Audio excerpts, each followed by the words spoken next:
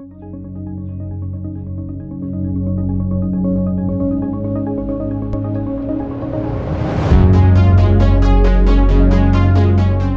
کے شمالی علاقہ جات میں سیاحت کے فروغ اور تجارتی سرگرمیاں بڑھانے کی غرض سے حکومت پاکستان نے بنیادی اقدامات کرنا شروع کر دیے ہیں۔ سیاحوں کو ان علاقوں میں جانے کے لیے سفری بندوبست کے لیے وہاں موجود بند ایئرپورٹس کی بحالی کا سلسلہ جاری ہے۔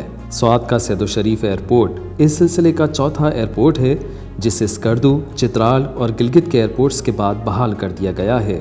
سوات میں شدت پسندی کے باعث فوجی آپریشن کی وجہ سے 2004 میں سید الشریف کا ایئرپورٹ بند کر دیا گیا تھا، جسے 17 سال بعد 26 مارچ سے دوبارہ بحال کر دیا گیا ہے۔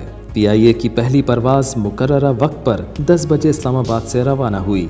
اس فلائٹ میں حکومتی اہلکار، وزیر ہوا بازی غلام سرور خان، وزیر اعلیٰ خیبر پختونخوا محمود خان اور وفاقی وزیر مواصلات مراد سعید اور سرکاری اہلکاروں سمیت 48 افراد سوار تھے۔ روانگی سے قبل وزیر ہوا بازی غلام سرور نے اسلام آباد ایئرپورٹ پر کیک کاٹا۔ پرواز 11 بجے سید الشریف سوات پہنچی تو وہاں موجود افراد نے پرتپاک استقبال کیا اور وزیر اعلیٰ خیبر پختونخوا نے 10 بلین سولامی پروجیکٹ کے تحت پودا لگایا۔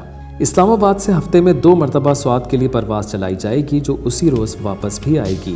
اس فضائی سفر کے لیے PIA ATR طیارے استعمال کرے گا۔ اسلام آباد سے سوات کی فلائٹس کراچی اور لاہور سے آنے والی فلائٹس کے ساتھ کنیکٹ ہوں گی۔ وزیر ہوا بازی نے بتایا کہ ابتدائی طور پر سوات ایئرپورٹ سے ڈومیسٹک فلائٹس چلائی جائیں گی جن میں اضافہ کیا جائے گا۔ مستقبل میں بین الاقوامی فلائٹس بھی اڑان بھرا کریں گی۔ PIA کی پروازوں سے نہ صرف قومی آمدنی میں اضافہ ہوگا بلکہ سوات میں سیاحت کو مزید فروغ ملے گا۔ ان پروازوں سے سوات کے علاقے میں مزید ترقی دیکھنے کو ملے گی۔